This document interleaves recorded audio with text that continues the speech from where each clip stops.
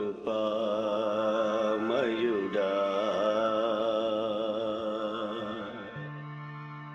నీలోనా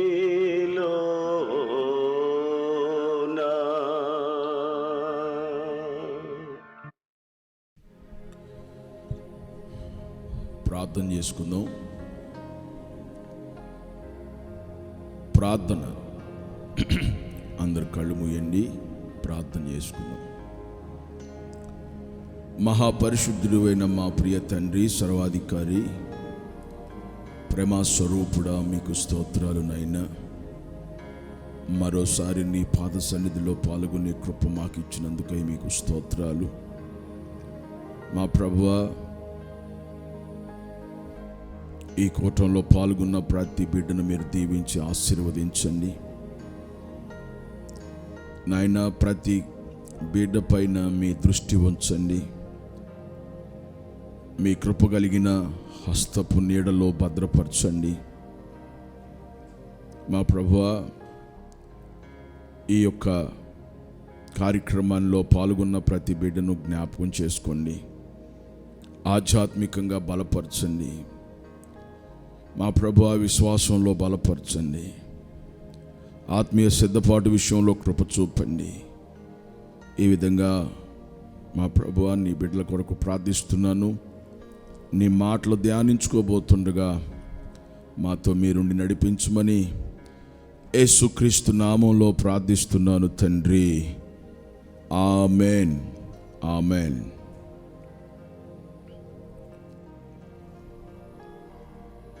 ప్రభునందు ప్రియులారా,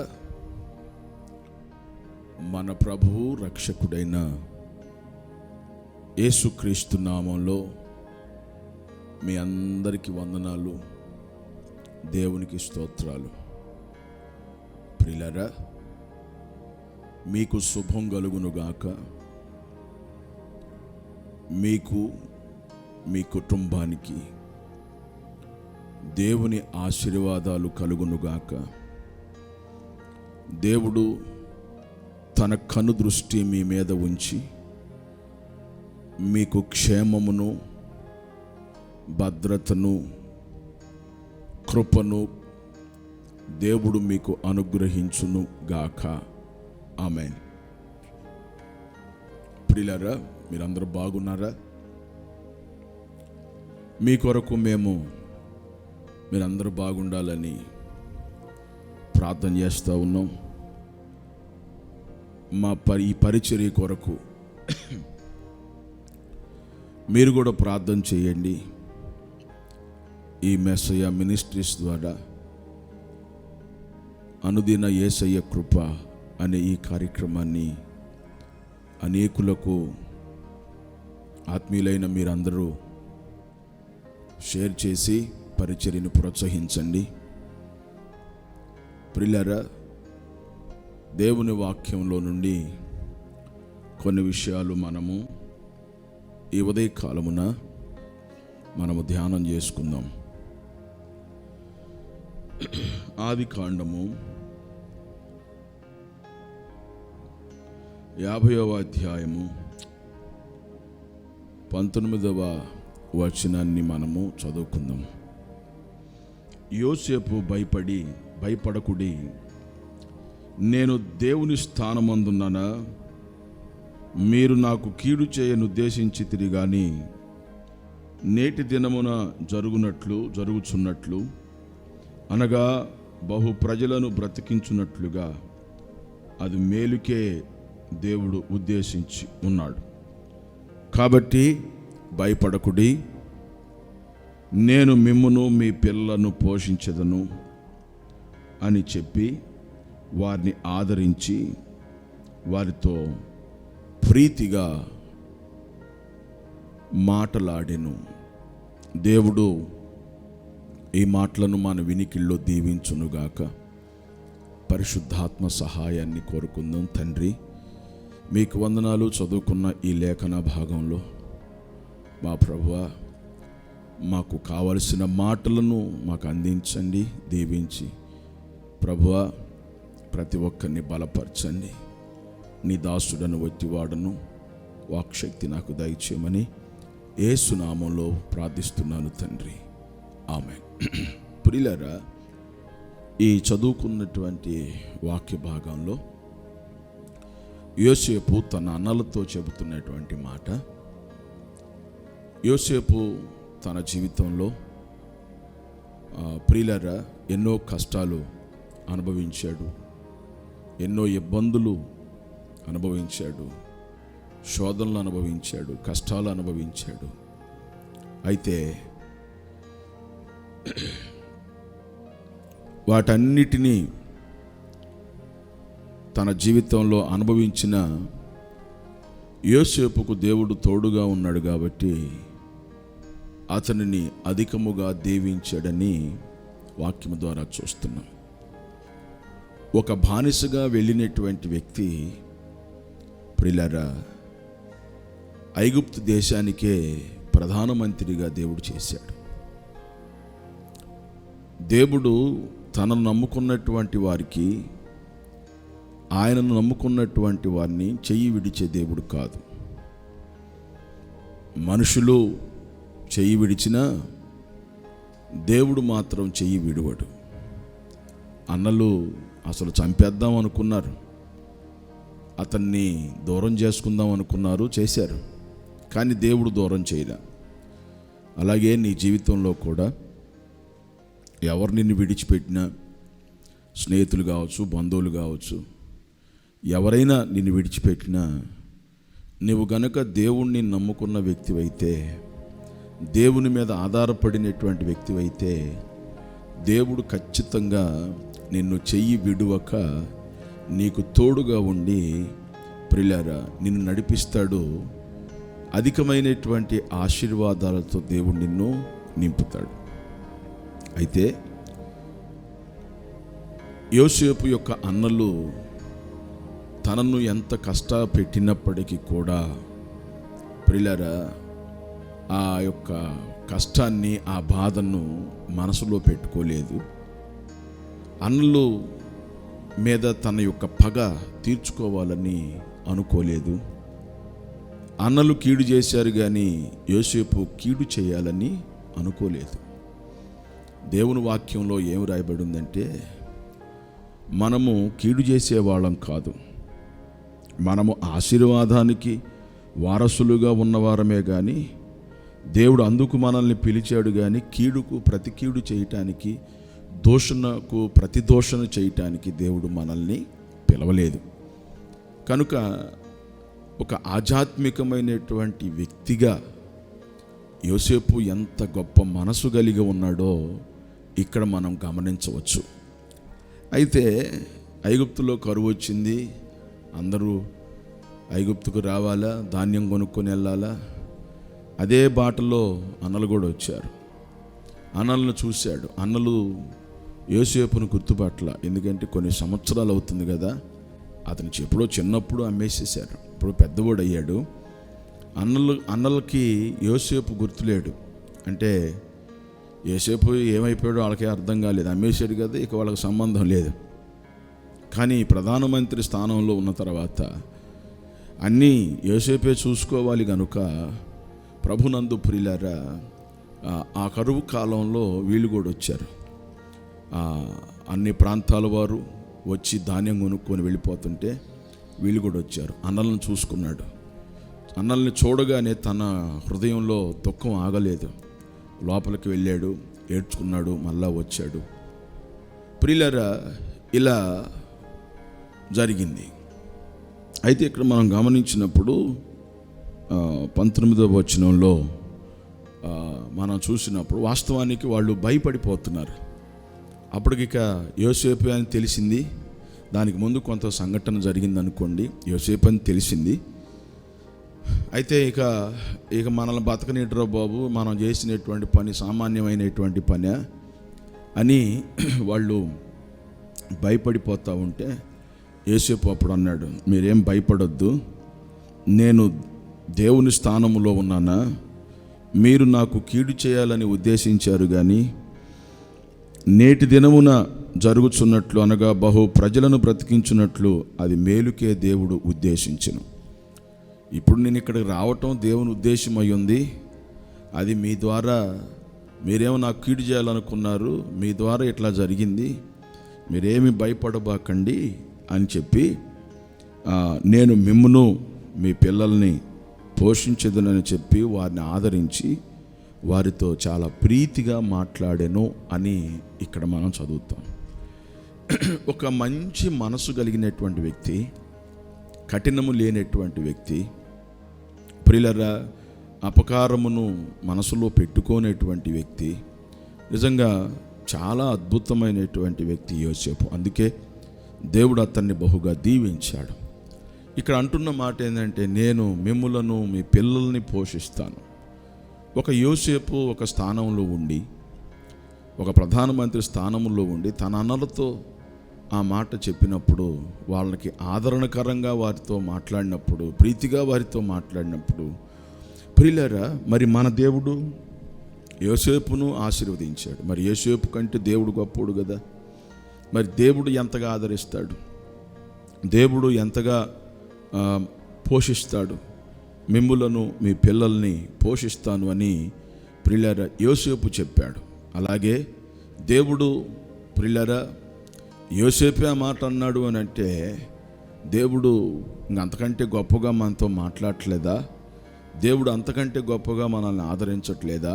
ఆకాశ పక్షులను చూడండి, అవి విత్తవు కొయ్యవు, అయినా దేవుడు వాటిని పోషించట్లేదా అని వ్రాయబడింది. కాబట్టి ప్రియులారా, ఒకవేళ నీవు కరువులో ఉన్నావేమో, ఆర్థికమైన ఇబ్బందుల్లో ఉన్నావేమో, సమస్యల్లో ఉన్నావేమో, అప్పుల చేత నలిగిపోతున్నావేమో, ఎంత సంపాదించినా నీవు అప్పులు తీర్చుకోలేని పరిస్థితుల్లో ఉన్నావేమో, అయితే ఒకటి గమనించు, అప్పుల వైపు చూడబాకు, పరిస్థితుల వైపు చూడబాకు, దేవుని వైపు చూడు, ఆదరించేవాడి వైపు చూడు, ఓదార్చే దేవుని వైపు చూడు, పోషించే దేవుని వైపు చూడు.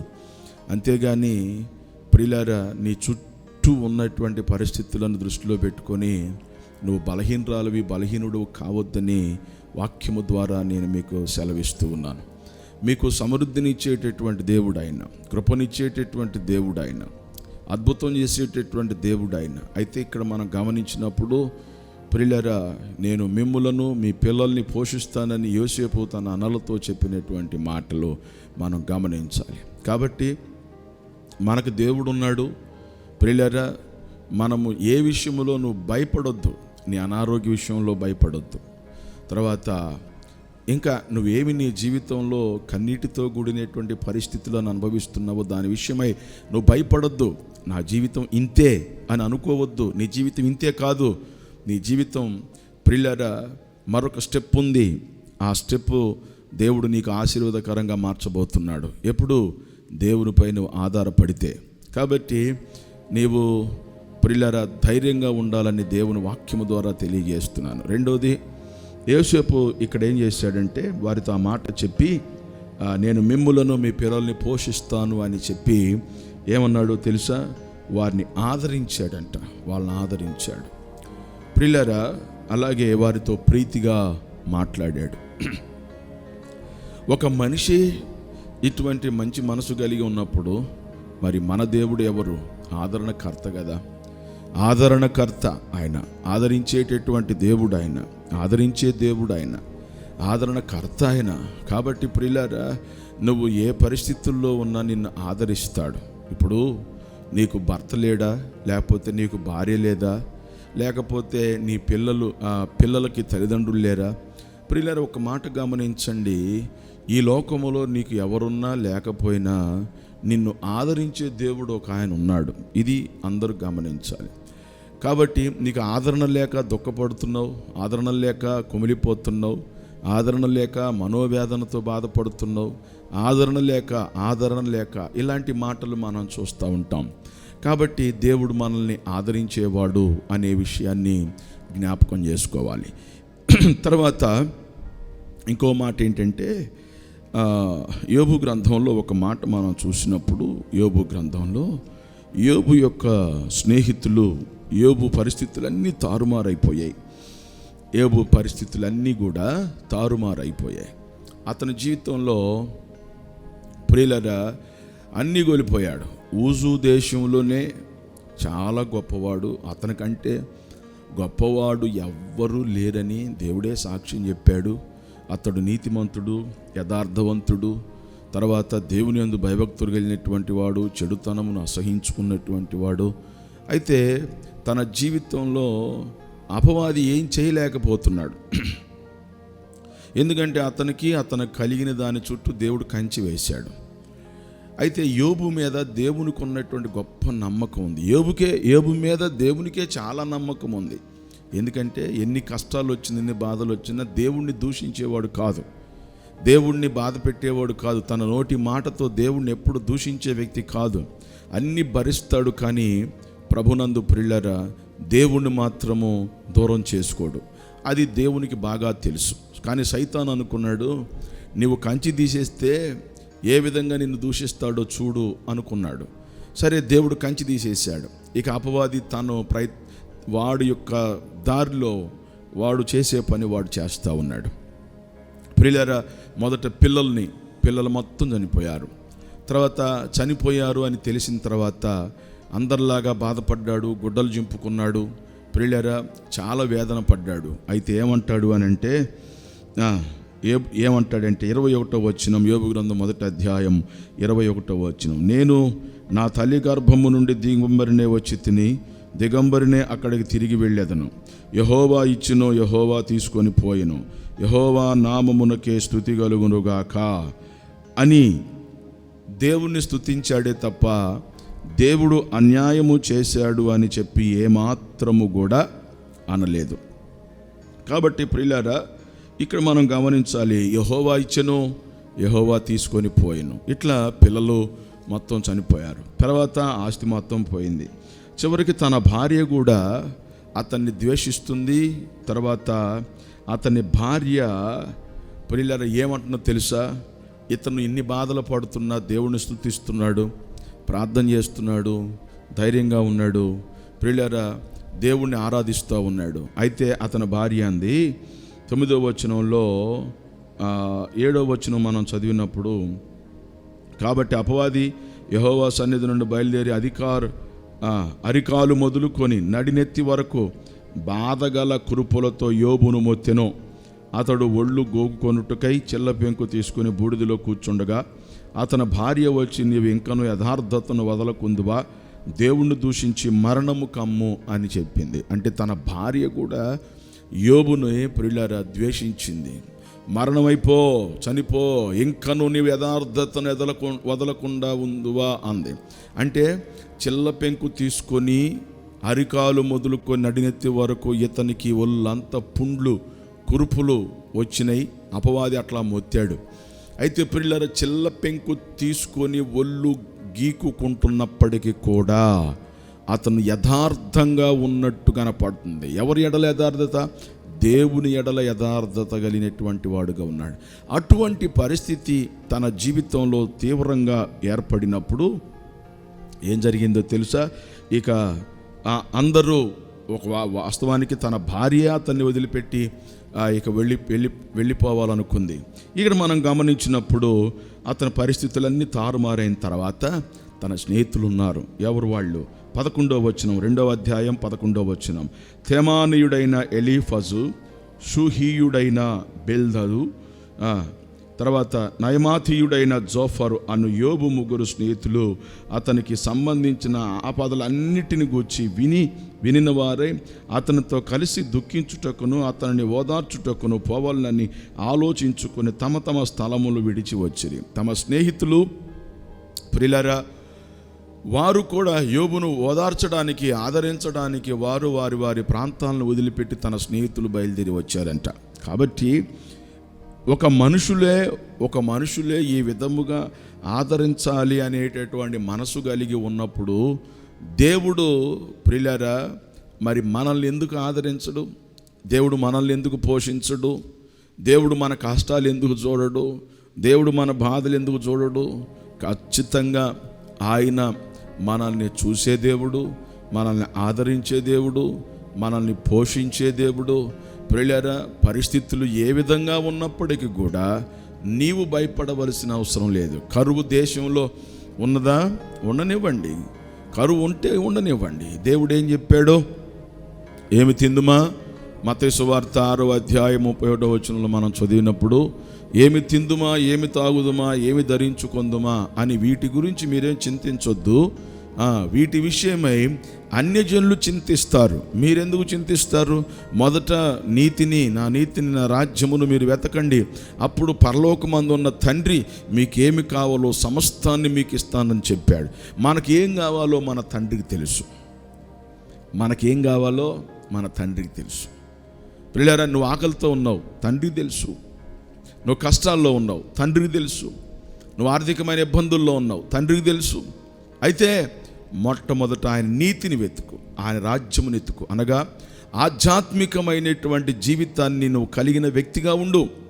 దేవుడు ఖచ్చితంగా మొట్టమొదట ఆధ్యాత్మికమైనటువంటి స్థితిని ఎప్పుడైతే నువ్వు కలిగి ఉంటావో, ఆధ్యాత్మికమైన జీవితాన్ని ఎప్పుడైతే కలిగి వెంబడిస్తావో దేవుణ్ణి, అప్పుడు నీకు కావలసిన ప్రతి ఈవిని దేవుడు నీకు అనుగ్రహిస్తాడు. కాబట్టి ప్రభునందు ప్రియులారా, మీరు గమనించాలి. ఈరోజు వాక్యం వింటున్నటువంటి మీరు నీ జీవితంలో ఆదరణ లేక బాధపడుతున్నావా? ఓదార్పు లేక బాధపడుతున్నావా? అయితే నువ్వు ఏ మనుషుణ్ణి నమ్మొద్దు. బైబిల్ ఏం చెబుతుందంటే, మనుషులను నమ్ముట కంటే యెహోవాను నమ్మటం మంచిది. మనుషుల్ని నమ్మొద్దు. ఏ మనుషుడు నిన్ను ఆదరించడు, ఒక్క దేవుడు మాత్రమే నిన్ను ఆదరిస్తాడు. అందుకే దేవుడు నమ్ముకోనుండు. కాబట్టి ప్రియులారా, దేవుని యొక్క వాక్యములో ఈ మాటలు మనం చూసినప్పుడు యోసేపు కీడు చేయాలని అనుకోలేదు, అన్నలు కీడు చేయాలనుకున్నాడు. అయితే దేవుడు మనతో ఏం చెప్తాడంటే, కీడుకు ప్రతి కీడు చేయకూడదు, దోషణకు ప్రతి దోషణ చేయకూడదు. కాబట్టి ఈ విధంగా దేవుడు మనల్ని ఆశీర్వాదానికి వారసులుగా ఉండటానికే దేవుడు మనల్ని పిలిచాడు.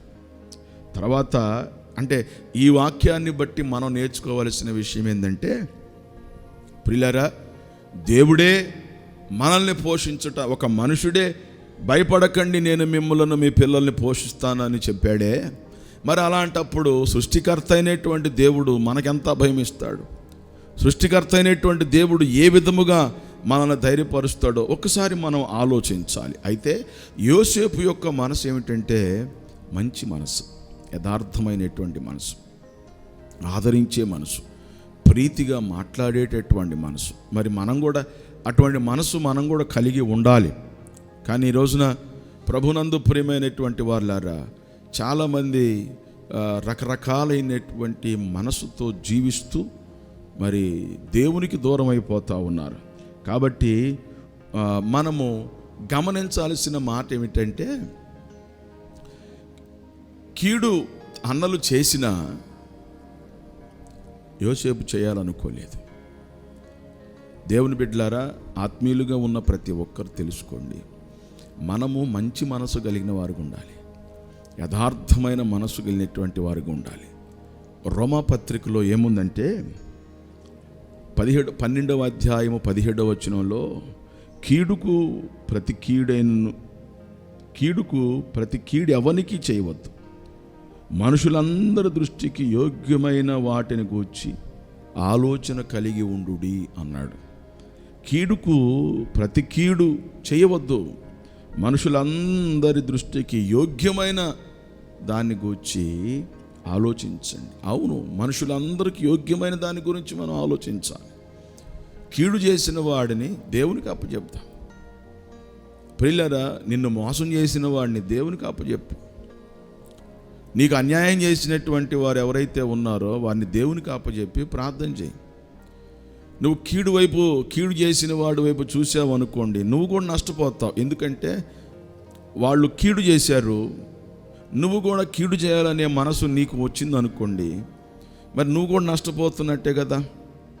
నువ్వు కూడా మరి దేవుని వాక్యానికి వ్యతిరేకంగా ఉన్నట్టే కదా. కీడు చేసిన వాడిని దేవుని చేతులకు అప్పచెప్పండి. ఎందుకంటే ఇంకో మాట కూడా మనము 12వ అధ్యాయము 14వ వచనంలో మనం చదివితే, రోమాపత్రిక 12:14లో, మిమ్మును హింసించు వారిని దీవించండి, దీవించుడే కానీ శపించొద్దు అన్నాడు ఆయన. దీవించండి, శపించవాకండి అన్నాడు. మనము శపించకూడదు. ఆశీర్వాదకరమైన వచనమే మన నోట రావాలి. ఆశీర్వాదకరమైనటువంటి విషయాలే మన నోట రావాలి. కీడు చేసే మనసు అసలు రాకూడదు. కాబట్టి ప్రభునందు ప్రియమైనటువంటి దేవుని పిల్లలారా, యోసేపు అటువంటి మంచి మనసు కలిగినటువంటి వాడు ఉన్నాడు. కీడును హృదయంలో పెట్టుకోలేదు, ఏదో సాధించాలనుకోలేదు. బాగా గమనించాలి. మనం కూడా ఒకటి మనం గమనించాలి, మంచి మనసు కలిగి ఉండు. నీ మనసును దేవుడు చూస్తాడు. మంచి హృదయం, మంచి మనసు నీకు ఉండాలి. కాబట్టి నీవు ఏం చేయాలనుకుంటున్నావో, ఎలా వర్ధిల్లాలనుకుంటున్నావో, ఎలా ముందుకు వెళ్ళాలనుకుంటున్నావో దాని మీద దృష్టి పెట్టు. యేసు ప్రభువు కూడా ఏం చెప్పాడండి? శత్రువులు ఎవరైనా ఉన్నారనుకోండి, నీ శత్రువు కొరకు ప్రార్థించమన్నాడు. దూషించొద్దు ఎవరిని, వారి కోసం ప్రార్థన చేయి, అంతే. దేవుడు చూసుకుంటాడు. వాళ్ళ కళ్ళ ఎదుటే నిన్నే చేస్తారు. యోసేపు పతనమైపోతాడు, ఇక అయిపోయింది చరిత్ర అనుకున్నారు వాళ్ళు. కానీ యోసేపు ఏ స్థితిలో ఉన్నాడో అన్నలకు చూపించాడు దేవుడు. అవును, ఈరోజు ఒకవేళ నీవు పతనమైపోయిన స్థితిలో ఉన్నావా? వ్యాపారంలో పతనమైపోయావా? ప్రియులారా, నీ యొక్క పొలము సరిగ్గా పండకుండా దాని విషయంలో పతనం అయిపోయావా? ఆర్థికపరమైన విషయాల్లో ఒకప్పుడు బాగున్నావు, ఇప్పుడు పూర్తిగా పతనం అయిపోయి దీనస్థితిలో ఉన్నావా? తర్వాత నీ ఉద్యోగపరమైన విషయాల్లో నీవు పతనవ స్థితిలో ఉన్నావా? కొంతమంది ఏ ఉద్యోగం దొరక్క మీరు సైలెంట్గా ఉన్నారా, ఊరకనే ఉన్నారా? ఒకసారి మీరు ఆలోచించండి. మీరు ఏ విషయాల్లో పతనమైపోయి ఉన్నారో మీరు బాధపడొద్దు. మిమ్మల్ని ఆదరించడానికి దేవుడు ఉన్నాడు, మీకు సహాయం చేయటానికి దేవుడు ఉన్నాడు, మీకు కృప చూపటానికి దేవుడు ఉన్నాడు. ఇదిగో ఆయనను నమ్ముకోండి, ఆయనను నమ్ముకోండి. మీ జీవితంలో ఆయన గొప్ప కార్యాలు చేస్తాడు. ఆయనను నమ్ముకోండి, ఆశ్చర్యమైన కార్యాలు చేస్తాడు. ఆయనను నమ్ముకోండి, మహత్తరమైనటువంటి కార్యాలు చేస్తాడు. నా ప్రియమైన దేవుని పిల్లలారా, కాబట్టి నువ్వు పతనవ స్థితిని చూడొద్దు, నిన్ను హెచ్చించే దేవుని వైపు చూడు. తప్పకుండా ఆయన కృపకు పాత్రుడవుతావు. కాబట్టి నీకు లేదనో, కష్టాల్లో ఉన్నానో, నేను పోషించలేకపోతున్నానో, నన్ను ఆదరించేవాళ్ళు లేరనో, ఇలా నువ్వేమి దిగులు పడొద్దు. ఇదిగో దేవుడు నీతో ఉన్నాడు. నువ్వు మోకరించి ప్రార్థన చేయి. ప్రార్థన చేసుకుందాం. మరి కళ్ళు మూసుకోండి. ప్రార్థన. మహాపరిశుద్ధుడు అయిన మా తండ్రి, ప్రేమాస్వరూపుడా, దయామయుడా, సర్వశక్తిమంతుడా, మీకు వందనాలు. ఈ ఉదయకాలములో మరొకసారి నీ పాద సన్నిధికి వస్తున్నాం. అవును, యోసేపు తన అన్నలతో, నేను మిమ్మల్ని పోషించే దేవుడను, నేను పోషించేవాడిని, నేను మిమ్ములను మీ పిల్లల్ని పోషిస్తాను అని వారిని ఆదరించి వారితో ప్రీతిగా మాట్లాడాడు. అవునయ్యా, నీవు మా దేవుడవు. యోసేపు కంటే గొప్పవాడివి ప్రభువా, ఏలియా కంటే గొప్పవాడివి, మోషే కంటే గొప్పవాడివి.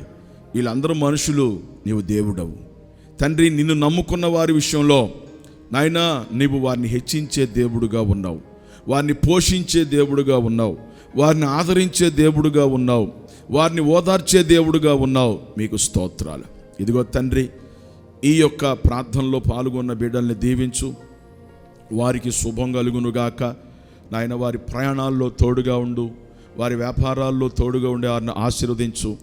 ఎవరైతే నష్టపోయి ఉన్నారో వారందరూ దీవించబడినట్లు సహాయం చేయండి.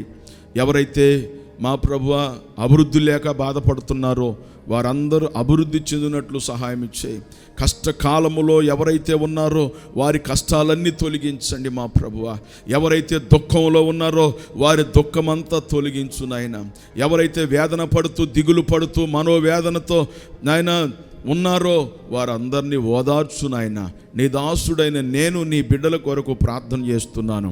ఎవరైతే మా ప్రభు అనారోగ్యాలతో మంచాల మీద పడి ఉన్నారో వారందరినీ నీ కృపలో లేవనెత్తమని ప్రార్థన చేస్తున్నాను మా ప్రభువ.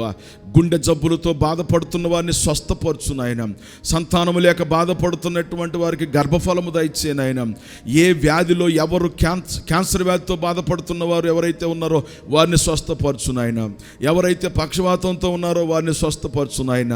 ఇలా రకరకాల రోగాలతో బాధపడుతున్నటువంటి పిల్లల్ని స్వస్థపరచు నాయన. కిడ్నీ వ్యాధులతోనూ మా ప్రభువా మా ప్రభువా ఊపిరితిత్తుల వ్యాధులతో, నరాల బలహీనతలతోనో, కండరాల బలహీనతతోనో, ఇలా అనారోగ్యాలతో బాధపడుతున్నటువంటి వారు ఎవరైతే ఉన్నారో వారందరూ యేసు నామములో స్వస్థత పొందుకొనుదురుగాక. తండ్రి, మీ కృప చూపండి, మీ ఆదరణ దయచేయండి మా ప్రభువా, మీకు స్తోత్రం. ఎవరైతే ఆర్థికమైన ఇబ్బందుల్లో ఉన్నారో, ఇంట్లో సరైన ఆహార పదార్థాలు లేక, కడుపు నిండా అన్నం తినలేక నాయన పోషించబడలేని స్థితిలో ఉన్నారో వారందరికీ ఆహారాన్ని దయచేసి వారిని దీవించమని యేసు నామములో ప్రార్థిస్తున్నాను తండ్రి. ఆమేన్, ఆమేన్, ఆమేన్. మన తండ్రి అయిన దేవుని ప్రేమ, ప్రభు అయిన యేసుక్రీస్తు యొక్క కృప, పరిశుద్ధాత్ముని యొక్క అన్యోన్య సహవాసం ఇప్పుడు ఎల్లప్పుడూ సదాకాలం మీ అందరికీ తోడై ఉండి నడిపించునుగాక. ఆమేన్, ఆమేన్. ప్రభునందు ప్రియులారా, దేవుడు మిమ్ములను మీ కుటుంబాల్ని దీవించునుగాక. తప్పకుండా ఈ యొక్క కార్యక్రమాన్ని ప్రోత్సహించండి ప్రియులారా, ప్రార్థన చేయండి. సమృద్ధైన దేవుని కృపకు పాత్రులు కండి. దేవుడు మిమ్మల్ని, మీ కుటుంబాల్ని దీవించునుగాక. ఆమేన్, ఆమేన్.